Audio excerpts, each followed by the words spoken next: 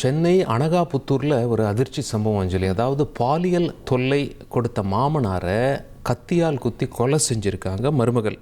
கணவரை இழந்து தனியாக வசித்து வந்த பெண்ணுக்கு மாமனார் தொடர்ச்சியாக பாலியல் தொல்லை அளிப்பதான குற்றச்சாட்டில் இந்த சம்பவம் நடந்திருப்பதாக அதிர்ச்சிகர தகவல்கள்லாம் வெளியாகியிருக்கு. அதாவது கடந்த 3 நாளைக்கு முன்னாடி நியோமேக்ஸினுடைய இயக்குனர் கடத்தப்பட்டிருந்தார். இவருக்கு என்ன ஆச்சு அப்படிங்கிற விசாரணைலாம் போயிட்டு இருந்தது. இப்போ அவர் மீட்டிருக்காரு அப்படிங்கிறதா செய்தி. சென்னை நாவலூரில் கடத்தப்பட்ட நியோமேக்ஸ் நிறுவன இயக்குனர் 3 நாளைக்கு அப்புறமா வேப்பூர் பக்கத்தில் இருக்கக்கூடிய தாழம்பூர் அந்த இடத்துல போலீஸார் மீட்டிருக்காங்க.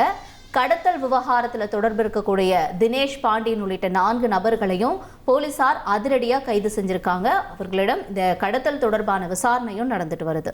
இப்போ அடுத்து நம்ம பார்க்கறது என்னன்னா, அதாவது மகனை தந்தையே கொடூரமாக எரிச்சு கொண்டு இருக்காரு. இந்த சம்பவம் தூத்துக்குடியில் நடந்திருக்கு. எப்போ பார்த்தாலும் மது போதையில் தகராறு செய்கிறதே மகன் செய்யக்கூடிய ஒரு விஷயமா இருந்திருக்கு போல. இந்த விஷயத்தை எப்படி தடுக்கிறதுன்னு தெரியாமல் மகனை மண்ணெண்ணெய் ஊற்றி அப்பாவே கொலை செஞ்சிருக்காரு.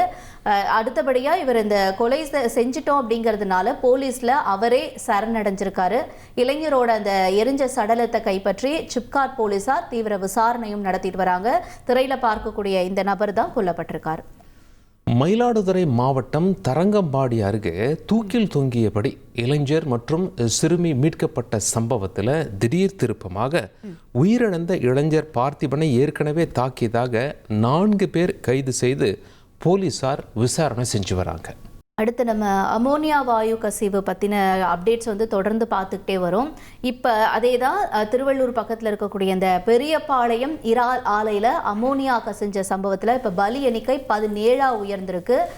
ஸ்டான்லி அரசு மருத்துவமனையில் அன்னைக்கு சம்பவம் நடந்ததுலேருந்து சிகிச்சையில் இருந்த ஒடிசாவை சேர்ந்த அஞ்சனா ஜுவாங்கா அப்படிங்கிற 25 வயது பெண் சிகிச்சை பலனின்றி உயிரிழந்திருக்காங்க. இதன்படி பார்த்தோன்னா 17 பேர் உயிரிழந்திருக்காங்க இந்த சம்பவத்தில் இப்போ வரைக்கும். இனி செல்லும் இடமெல்லாம் செய்தி. தந்தை டிவியின் வாட்ஸ்அப் சேனலை ஃபாலோ பண்ணினா செல்ல இருக்கும் இடமெல்லாம் செய்தி. இதோ QR கோட் இப்பவே ஸ்கேன் பண்ணுங்க, ஃபாலோ பண்ணுங்க.